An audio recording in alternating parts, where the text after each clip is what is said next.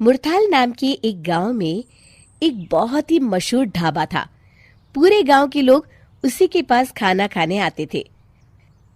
ढाबे का मालिक और उसका बेटा मन लगा के काम करते। धंधा दिन दोगुनी रात चौगुनी तरक्की कर रहा है राजू। वो तो है बाबूजी, आजकल तो दूसरे गांव के लोग भी खाना खाने अपने पास ही आते हैं।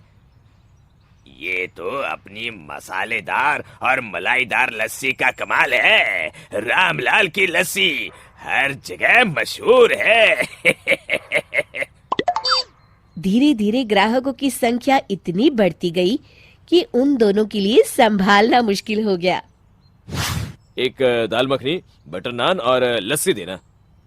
जी माफ कीजिए, लस्सी तो खत्म हो गई है। आखिरी ग्लास का ऑर्डर भी ले चुका हूँ। पर आप बैठिए, मैं आपको बाकी का ऑर्डर दे देता हूँ। नहीं नहीं नहीं भाई रामलाल, अब रोज खाने के साथ तुम्हारी लस्सी की आदत पड़ गई है, इसलिए रोज अपने ब्रेक में तुम्हारे ढाबे पे चला आता हूँ। अब बिना लस्सी खाना गले से कहाँ उतरेगा। इतना कहकर बंटी वहां से निकल जाता है। अरे सुनिए तो, साथ में 2 गुलाब जामुन मुफ्त हैं। तू ही खा लेना। राजू सब देख रहा होता है। बाबूजी, काफी दिन से लस्सी दोपहर तक ही खत्म हो जा रही है, तो फिर उसके बाद लस्सी ना मिलने की वजह से बहुत से कस्टमर नाराज हो रहे हैं। अगर यूं ही चलता रहा तो ढाबा बंद करने की नौबत आ जाएगी। सही कह रहे हो बेटा, लेकिन करे तो क्या करे।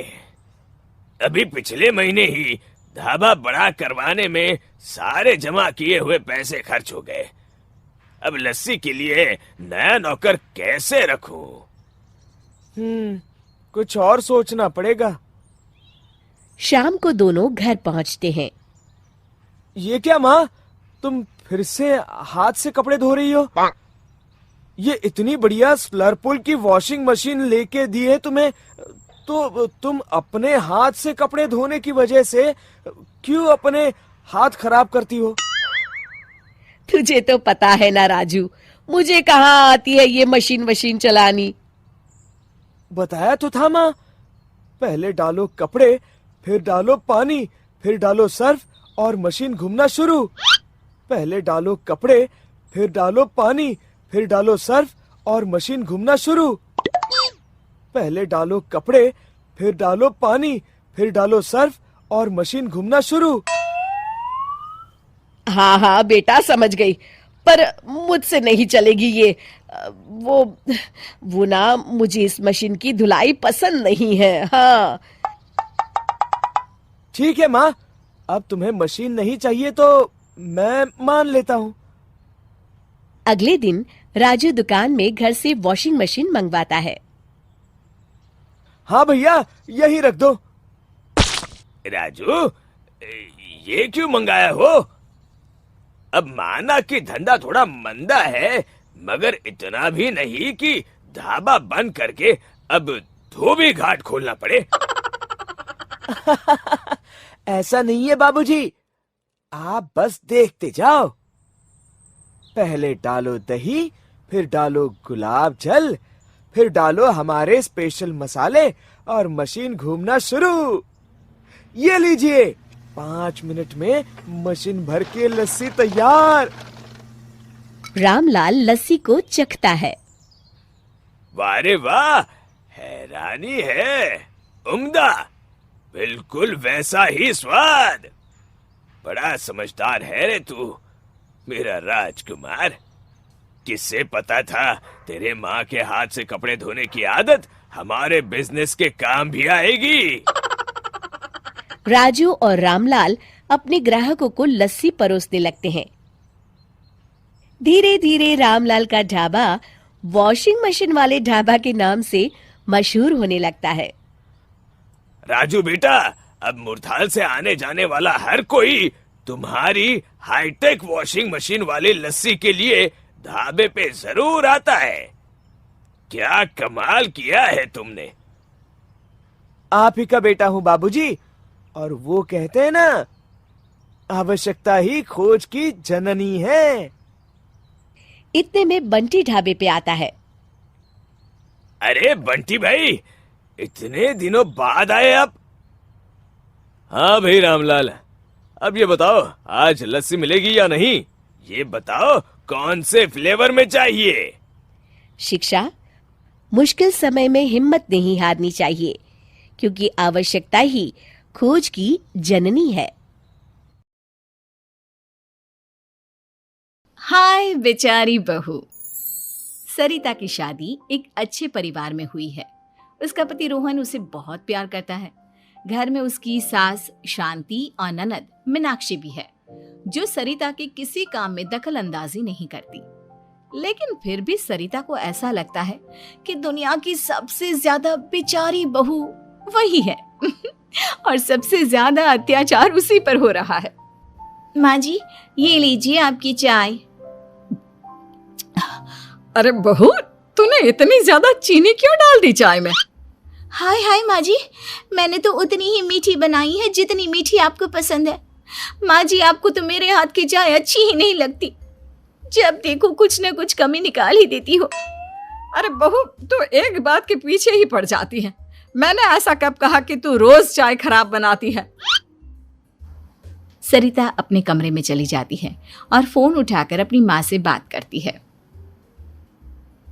हेलो माँ, कैसी हो आप? क्या कर रही हो? मैं तो ठीक हूँ, पर तू बता तेरा मूड कैसा है? तेरी आवाज से लग रहा है कि कुछ तो हुआ है तेरे ससुराल में। अरे क्या बताऊँ माँ, यहाँ तो हर समय मेरे साथ बहुत बुरा व्यवहार होता है। मैंने अपनी सास के लिए इतनी अच्छी चाय बनाई, लेकिन मेरी सास चाय पीते ही मुझे 4 बातें सुना दी। बेटी, तू इतनी छोटी छोटी बातों पर ध्यान ही क्यों देती हो?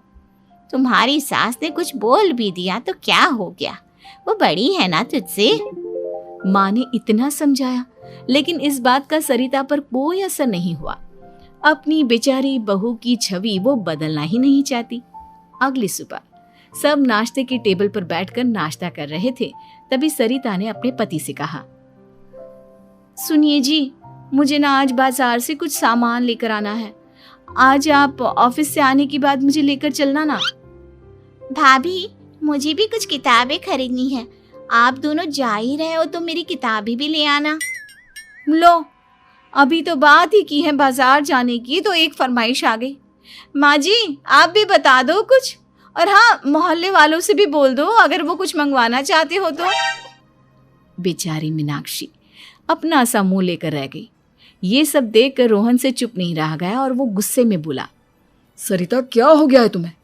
मीनाक्षी ने तो सिर्फ किताबों के लिए बोला है। तुम्हें मीनाक्षी से इस तरह से बात नहीं करनी चाहिए। माफी मांगो उससे अभी। क्या? मैं माफी मांगू? दिन भर आपके घर के काम करूं मैं, आपकी और आपके घर वालों की बातें सुनूं मैं, और अब माफी भी मैं मांगू? ऐसा कभी नहीं हो सकता। ये बोलकर सरिता वहां से चली जाती है। एक दिन उनकी पड़ोसन घर आती है। अरे सरिता, क्या कर रही है? और क्या करूंगी भाभी जी, बस घर का काम ही कर रही हूँ। आप बताओ कैसे आना हुआ? अरे मैं तो तुम्हारा हालचाल पूछने आई थी, लेकिन तुम तो बिजी लग रही हो। कोई बात नहीं, मैं बाद में आ जाऊंगी। और क्या करूं भाभी जी, जब से शादी होकर आई हूँ ना, बस काम ही कर रही हूँ। और इस घर में ना कोई मेरी कदर नहीं करता। पति है जो बस घर से ऑफिस, ऑफिस से घर। ननद को तो कॉलेज से फुर्सत नहीं। बची सास तो उनका सारा समय मेरी गलतियां निकालने में लग जाता है। अरे ये क्या कह रही हो सरिता?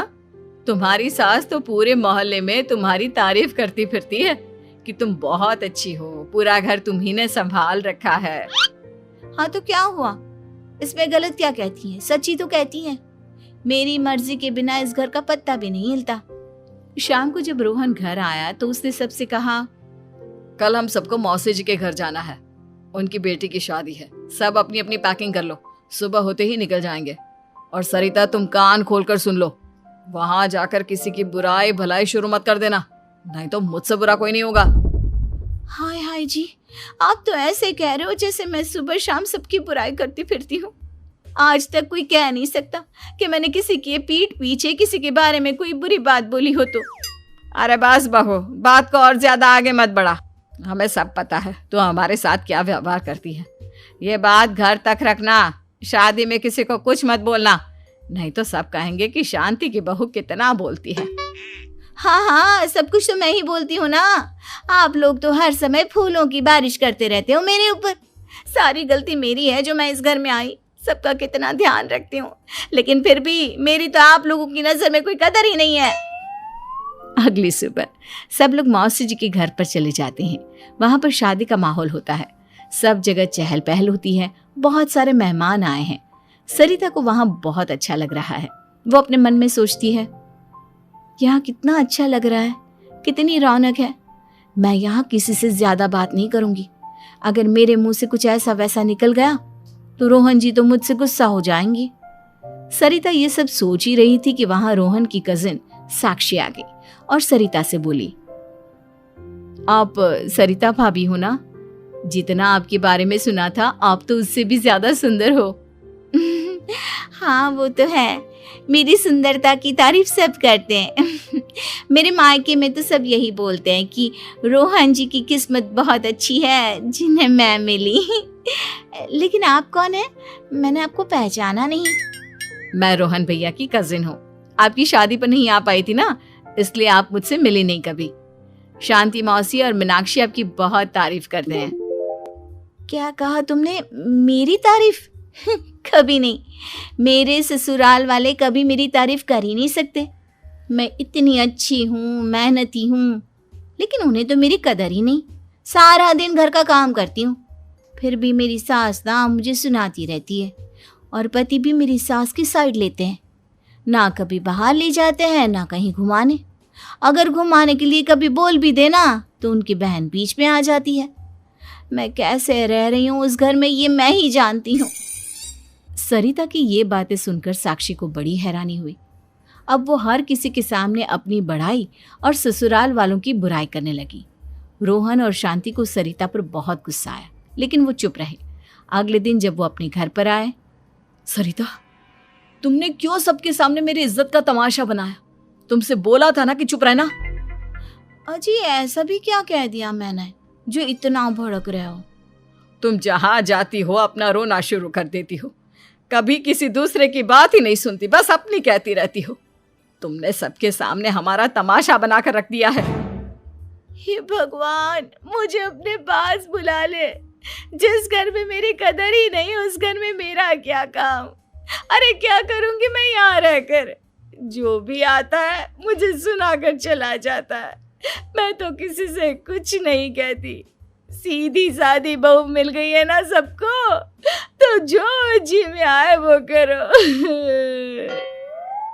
सरिता ने अपने आगे किसी को कुछ बोलने ही नहीं दिया, और उस दिन भी उसने सबके सामने खुद को बेचारी बना ही दिया।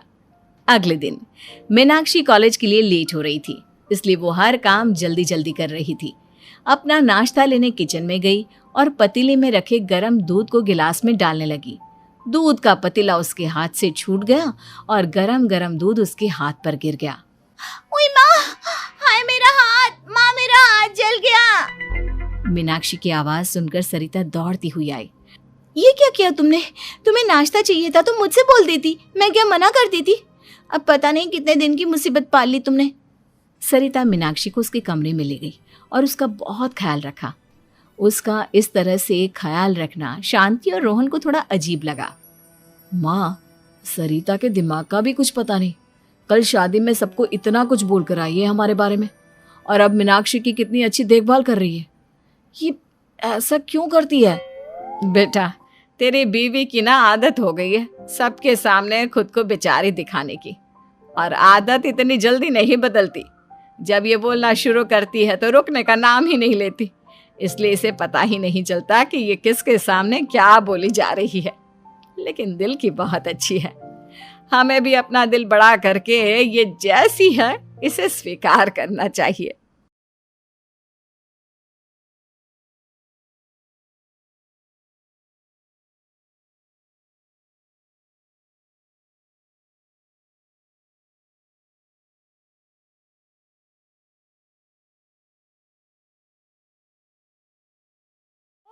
हॉरर कहानियां थी। Haunted boys hostel. पूरे हॉस्टल में अफरा तफरी मची हुई थी। 2 बच्चों की लाश बड़ी बुरी हालत में हॉस्टल के बगीचे में मिली थी। एक लाश पेड़ पर लटकी हुई थी, उसकी बॉडी से खून टपक रहा था और दूसरी लाश के कपड़े फटे हुए थे।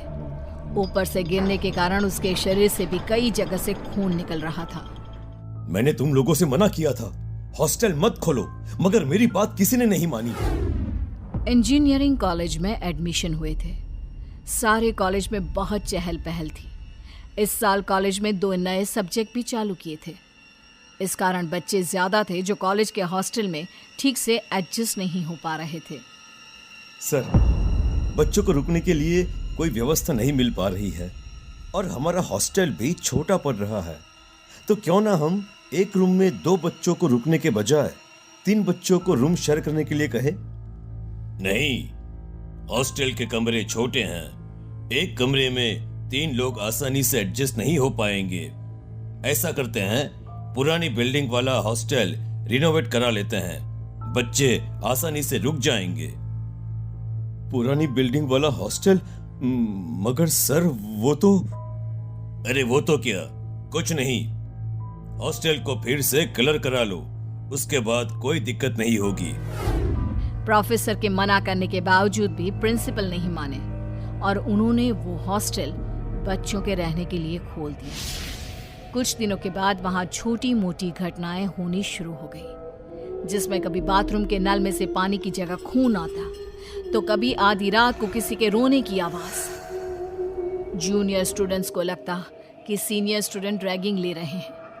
सभी लोग इन सारी बातों को सामान्य मानकर नजरअंदाज कर रहे थे कि एक सुबह पूरे हॉस्टल में अफरा तफरी मच गई। 2 बच्चों की लाश बड़ी बुरी हालत में हॉस्टल के बगीचे में मिली थी। एक लाश पेड़ पर लटकी हुई थी, उसकी बॉडी से खून टपक रहा था और दूसरी लाश के कपड़े फटे हुए थे। ऊपर से गिरने के कारण उसके शरीर से भी कई जगह से खून निकल रहा था। मैंने मना किया था हॉस्टल मत खोलो, मगर मेरी बात किसी ने नहीं मानी। उसी हॉस्टल में रौनक और पीयूष नाम के 2 दोस्त भी थे, जिन्होंने माँ बाप के पैसों की बदौलत इतने बड़े कॉलेज में एडमिशन हासिल किया था। वो लोग वहां पर पढ़ाई करने नहीं, बल्कि मौज मस्ती करने के इरादे से आए थे। वार्डन और चौकीदार दोनों का ही मुंह उन्होंने पैसों से बंद कर रखा था, इसलिए हॉस्टल में उन्हें कोई रोका टोकी नहीं थी। अरे यार, आज तो डिस्को में बहुत लेट हो गए, रात के 3 बज रहे हैं। वार्डन परेशान ना करे तो अच्छा है यार। अरे यार, घबराता क्यों है? तेरा ये दोस्त किस मर्ज की दवा है, देख लेंगे। दोनों चुपचाप हॉस्टल में घुसने की कोशिश करते हैं और देखते हैं कि वार्डन और चौकीदार दोनों सो रहे थे। ये देख हमारे रखवाले, इन लोगों को खुद रक्षा की जरूरत है। पीयूष की बात सुनकर रौनक के चेहरे पर हंसी आ जाती है। अरे ये देख मेरे पास क्या है। कहते हुए पीयूष रौनक को एक शराब की बोतल दिखाता है। अरे यार, हॉस्टल में शराब भी और शबाब भी। देख देख देख, छत पर एक लड़की है, आज रात डबल पार्टी। अरे हाँ, हॉस्टल की छत पर एक लड़की है, मगर बॉयज हॉस्टल की छत पर लड़की का क्या काम यार? अरे यार, आई होगी अपने किसी दोस्त से मिलने के लिए। चलो चलो, हम भी थोड़ी सी दोस्ती कर लेते हैं। दोस्ती नहीं, रात रंगीन करनी है। बहुत दिन हो गए, कॉलेज को ठंडक मिल जाएगी यार। दोनों कॉलेज की छत पर जा रहे थे। उन्हें हाथ में शराब लेकर जाते हुए एक लड़के ने देख लिया था। वो उन्हें रोकने की कोशिश कर रहा था, मगर वो उसे इग्नोर करके चले गए। अगली सुबह हॉस्टल कॉरिडोर में उन दोनों की लाश मिली। वो लड़का जोसेफ, जिसने उन दोनों को ऊपर जाते देखा था, अपने साथ के लड़कों को रात का किस्सा सुना रहा था। हम लोगों को पागल समझा है क्या? तेरी किसी भी बात पर यकीन कर लेंगे। तुम लोग मानो या ना मानो, छत पर कुछ तो है, वरना कुछ दिनों पहले उन 2 लड़कों की छत से गिरकर मौत हुई। उसके बाद आज ये दोनों। अरे तुमने शायद उन दोनों की पोस्टमार्टम रिपोर्ट के बारे में नहीं सुना। दोनों शराब पिए हुए थे, शराब के नशे में छत से गिर गए। मगर जोसेफ नमीत की बात मानने को तैयार नहीं था। मैं तुझे गलत साबित करके ही रहूंगा। आज रात हम लोग छत पर मिलेंगे। अब दूध का दूध और पानी का पानी हो जाएगा। यदि आत्मा भी होगी तो हम सब लोग साथ में रहेंगे, तो वो हमारा कुछ नहीं बिगाड़ पाएगी। रात को 12 बजे के बाद जब सब लोग हॉस्टल में सो गए थे, जोसेफ और नमीत अपने 2 दोस्तों के साथ हॉस्टल की छत पर जा रहे थे। सब कुछ शांत था, कहीं भी कोई हलचल नहीं थी। कुछ देर के बाद उन्हें अपने आसपास पायल की आवाज सुनाई देने लगी। छत पर एक अजीब सी बदबू आ रही थी। सब लोग इधर उधर देख रहे थे कि अचानक नमित जोरों से चिल्लाने लगा। सामने एक बहुत ही खूबसूरत लड़की खड़ी थी। अरे उधर देखो, आधी रात में हॉस्टल की छत पर कितनी खूबसूरत लड़की खड़ी है। शायद पायल की आवाज उसी की आ रही थी। चारों लड़के मंत्रमुग्ध होकर उस लड़की की ओर बढ़ने लगे। यार कितनी खूबसूरत है, इससे तो दोस्ती करनी पड़ेगी। नमित दोस्ती करने के लिए उसकी ओर बढ़ रहा था कि अचानक वो खूबसूरत सी लड़की एक भयानक चुड़ैल में बदल गई। वो चुड़ैल जिसका चेहरा बुरी तरह से कुचला हुआ था, हाथ पैर टूटे हुए थे, इसलिए वो घसीट कर चल रही थी। वो चारों लड़कों के सामने आकर भयानक हंसी हंसने लगी। चारों लड़के बुरी तरह से डर चुके थे। भागने के लिए जैसे ही वो सीढ़ियों की ओर जाने लगे तो छत का दरवाजा अपने आप बंद हो गया। छत की लाइट चालू बंद होने लगी। दूर क्यों खड़े हो, मेरे करीब आओ। तुम लड़के लोग तो लड़की देखकर उससे दोस्ती करना चाहते हो ना? अरे मुझे देखकर पीछे हट रहे हो।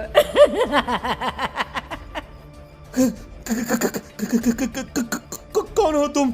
यहाँ क्या कर रही हो? हमें जाने दो, हमें जाने दो। हमने तुम्हारा कुछ नहीं बिगाड़ा, हमें जाने दो। मैं सबको खा जाऊंगी, सबको मार डालूंगी।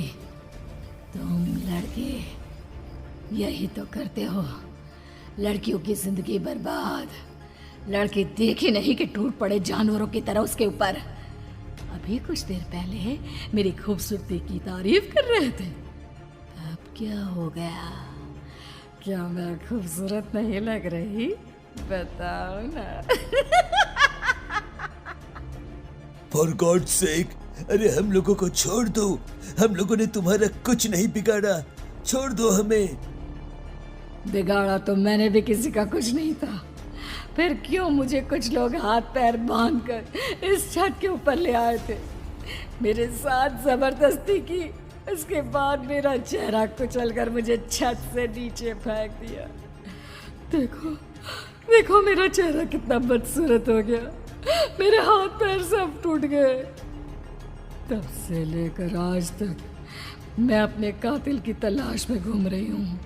मरेंगे इस हॉस्टल में जितने भी लोग हैं, सब मरेंगे। कहते हुए उस चुड़ैल ने उन चारों को अपने बड़े बड़े नाखूनों से चीर डाला और फिर छत से नीचे फेंक दिया। अगले दिन जब उन चारों की लाश हॉस्टल के कॉरिडोर में मिली तो प्रोफेसर तुरंत प्रिंसिपल के पास मिलने गए। आप लोग ये मानने के लिए तैयार क्यों नहीं है कि पुरानी हॉस्टल में कोई बुरा साया है? अब क्या आप सब बच्चों की जान लेकर यकीन करोगे? नहीं नहीं प्रोफेसर, आपकी बात नहीं मानकर हमने बहुत बड़ी गलती करी, मगर अब वह हॉस्टल हमेशा के लिए बंद हो जाएगा। उन चारों की मौत के बाद कॉलेज अथॉरिटी को यकीन हो गया था कि हो ना हो कॉलेज में किसी बुरे साये का प्रकोप है, और उन्होंने उस हॉस्टल को बंद कर दिया। मगर आज भी रात में लोगों को वो खूबसूरत लड़की हॉस्टल की छत पर खड़ी नजर आती है, जैसे किसी का इंतजार कर रही हो।